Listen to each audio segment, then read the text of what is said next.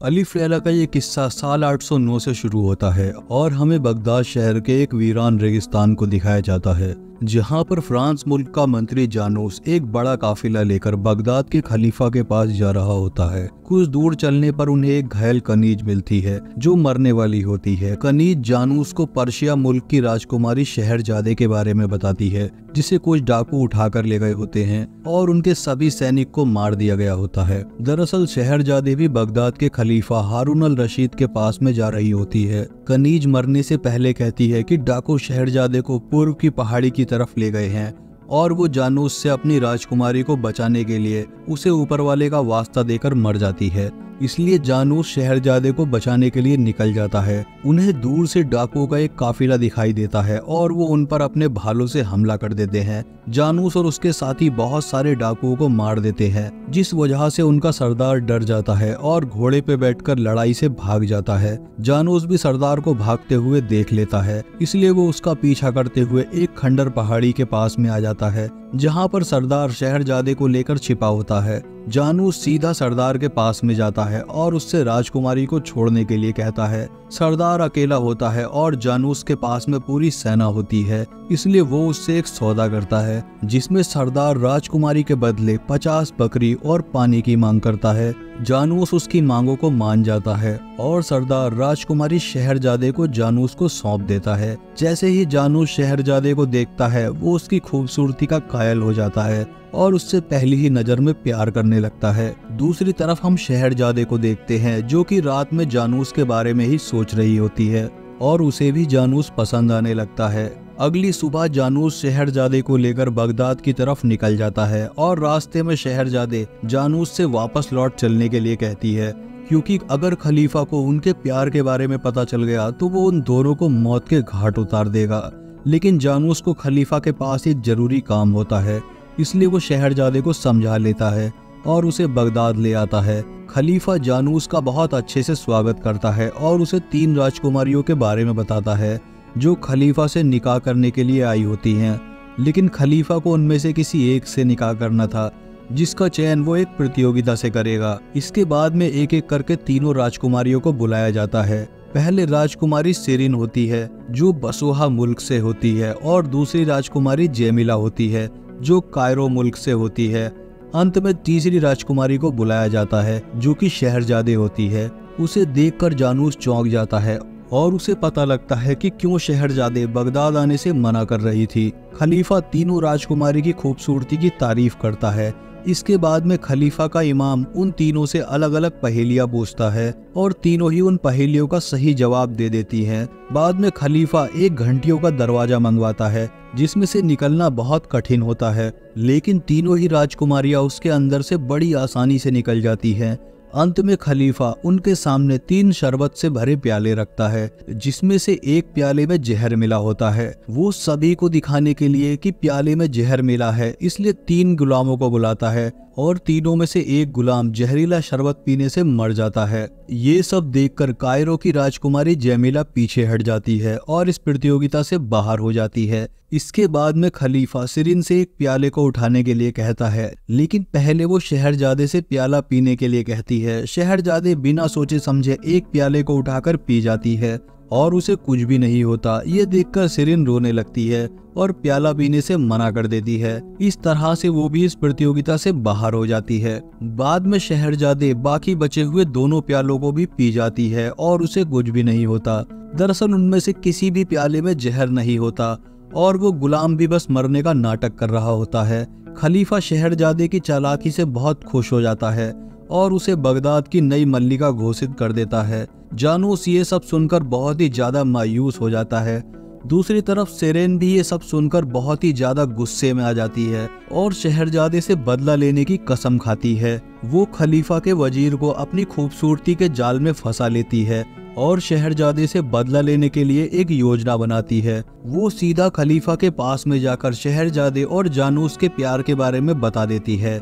इसलिए खलीफा जानूस को तुरंत बगदाद छोड़ने के लिए कह देता है। जानूस बगदाद छोड़ने के लिए निकल रहा होता है और तभी उसके पास में शहरजादी की एक कनीज आती है और वो उससे भेष बदलकर शहरजादे से मिलने के लिए कहती है। कनीज उसे गहनों का व्यापारी बनाकर हरम में ले आती है और वो दोनों एक दूसरे को देखकर गले लग जाते हैं। इतने में ही कनीज वहां से भागकर शेरिन को ये सब कुछ बता देती है।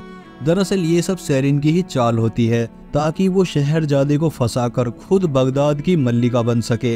वो जल्दी से खलीफा को इस बारे में बता देती है और खलीफा उन दोनों को एक साथ पकड़ लेता है और उसे उन दोनों के प्यार के बारे में पता लग जाता है। खलीफा गुस्से में आकर शहरजादे को मौत के घाट उतारने का आदेश देता है और जानूस को छोड़ देता है। अगले दिन पूरा शहर शहरजादे की मौत को देखने के लिए आया होता है और हम वहां जानूस को भी देखते हैं जो पूरी तरह से पागल हो गया होता है। इसके बाद में शहरजादे को बुलाया जाता है और खलीफा को धोखा देने के लिए उसे 20 कोड़े और मौत की सजा सुनाई जाती है। जानूस खलीफा से उसके बदले के 20 कोड़े अपने शरीर पर मारने की गुहार लगाता है और खलीफा भी उसकी इस बात को मान जाता है। इसलिए जल्लाद उसे तब तक कोड़े मारता है जब तक कि वो बेहोश नहीं हो जाता। जल्लाद शहरजादे का सर कलम करने के लिए आगे बढ़ता है, लेकिन तभी वहां पर भिखारियों का एक समूह आ जाता है और वो उससे शहरजादे को भीख में लेने की मांग करते हैं। खलीफा अपने इमाम से पूछता है कि क्या ऐसा किया जा सकता है और इमाम कहता है कि हाँ, ऐसा किया जा सकता है। इसलिए वो भिखारी शहरजादे को उठाकर ले जाते हैं, लेकिन रात में जानूस और उसके साथी भिखारियों पर हमला कर देते हैं और शहरजादे को छुड़ाकर वहां से भाग जाते हैं। जानूस अपने साथियों से उसे छोड़कर जाने के लिए कहता है क्योंकि उस घटना से खलीफा उनसे नाराज हो गया होता है और वो उन पर कभी भी हमला कर सकता था। इसलिए जानूस के साथी उसे तलवार देकर वहां से निकल जाते हैं। इसके बाद में उन दोनों को रेगिस्तान में छिपते हुए कई दिन बीत जाते हैं और उनका पीने का पानी भी खत्म हो जाता है। इसलिए शहरजादे एक कुएं से पानी लेने जाती है, लेकिन किसी ने कुएं को खाली किया हुआ था और उसमें पत्थर डाले हुए थे। दरअसल ये सब खलीफा ने ही करवाया था और वो अपने सैनिकों के साथ में लगातार उनका पीछा कर रहा होता है। खलीफा उन दोनों को इस वीरान रेगिस्तान में तड़पा तड़पा कर मारना चाहता था। पानी न पीने की वजह से जानूस पूरी तरह से कमजोर हो जाता है और थककर एक जगह पर गिर जाता है। इसलिए शहरजादे पानी के लिए एक पास के गांव में जाती है जहां उसकी मुलाकात खलीफा से होती है। खलीफा उसे पानी और दीनार देकर कहता है कि तुम दोनों को बगदाद जरूर लौटना पड़ेगा, लेकिन शहरजादे उस सामान को बिना उठाए ही वहां से चली जाती है। उन्हें आगे चलने पर एक गांव मिलता है और वो उनसे कुछ पानी की मांग करती है, लेकिन खलीफा के डर की वजह से कोई भी उनकी मदद नहीं करता और वो उन्हें बगदाद लौटने के लिए कहते हैं। इस घटना से शहरजादे हार मान जाती है और वो जानूस की जान बचाने के लिए बगदाद लौट आती है और सीधा खलीफा के पास में जाती है। खलीफा कहता है कि मैंने तुम्हें अपने दिलो जान से प्यार किया था, लेकिन तुमने मेरे भरोसे को तोड़ दिया। वो ये भी बताता है कि उसी ने भिखारियों को उसे लेने के लिए भेजा था ताकि उसकी जान बच जाए और वो उसे एक सुरक्षित जगह पर छुपा दे। ये सुनकर शहरजादे बहुत ज्यादा दुखी होती है और वो अपनी जान के बदले जानूस को बचाने की गुजारिश करती है। खलीफा उसकी बात मान जाता है और वो जानूस का इलाज करवाने का हुक्म देता है। दूसरी तरफ वजीर शेरिन को बता देता है कि खलीफा ने शहरजादे को माफ कर दिया है और वो उससे निकाह करने वाला है, इसलिए वो वजीर से तख्ता पलट करने के लिए कहती है। बाद में इमाम जानूस को ठीक कर देता है और शहरजादे उसे बगदाद छोड़कर जाने के लिए कहती है, इसलिए वो अपने साथियों के साथ में वहां से अपने मुल्क के लिए निकल जाता है। रात में वजीर तख्ता पलट की पूरी तैयारी कर लेता है और उसके सभी सैनिक महल में घुसकर खलीफा के बहुत सारे सैनिकों को मार देते हैं।